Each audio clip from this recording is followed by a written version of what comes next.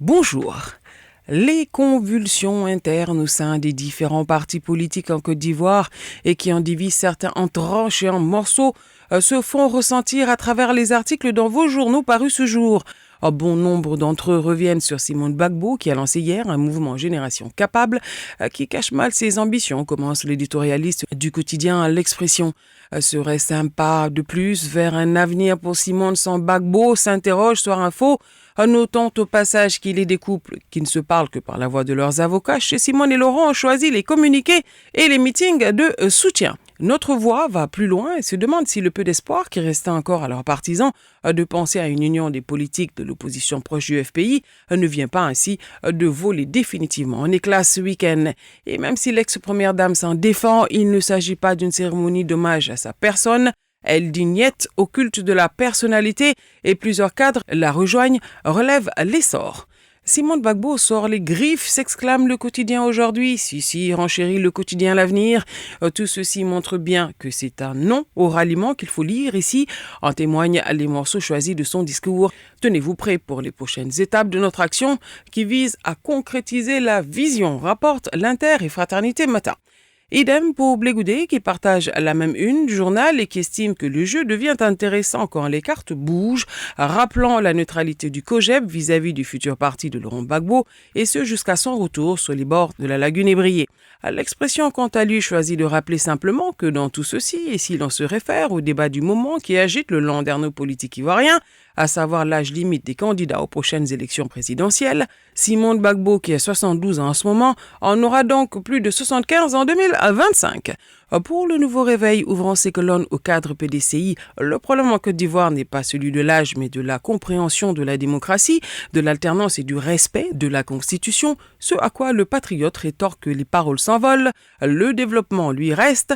Reprenant les propos du Premier ministre dont le rassemblement nous dit d'ailleurs qu'il est au four et au moulin en ce moment, en témoignent ces photos volant d'un bus flambant neuf au cours de l'inauguration à Bouaké de la ligne de bus Sotra.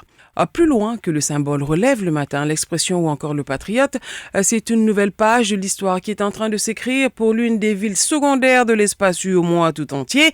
Fraternité Matin d'ajouter à cela que le succès de la Sotra de Bouaké permettra un plaidoyer pour que d'autres villes en Côte d'Ivoire puissent en bénéficier. Revenons sur la restructuration au sein du RHDP, le parti au pouvoir. Le quotidien Le Matin rassure son confrère du sursaut qui y voit la chute des faucons. Chez les oufouettistes, souligne le biétiste de l'Expression, la sérénité est de mise puisque le parti est au pouvoir et que le président Alassane Ouattara dispose de tous les moyens pour canaliser toutes les velléités de déstabilisation ou encore de rébellion. Et de même ce qui simplifie les choses, c'est sa volonté exprimée de confier les rênes du pouvoir à la nouvelle génération.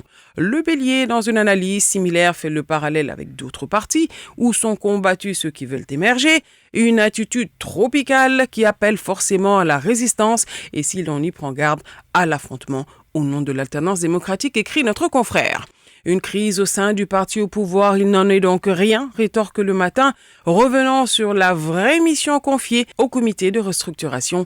Personne n'a été blâmé ni renvoyé avant de conclure qu'il n'y a même aucun péril en la demeure. Enfin, terminons sur cette bonne nouvelle avec l'intégration du diabète et de l'hypertension artérielle dans le panier des soins de la couverture maladie universelle en Côte d'Ivoire. Et c'est l'avenir qui l'annonce.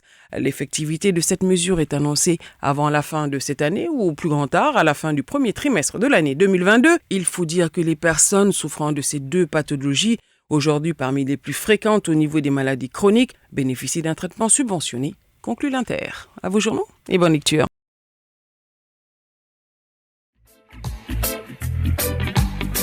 Radio de la paix. Se parler, s'écouter, se comprendre.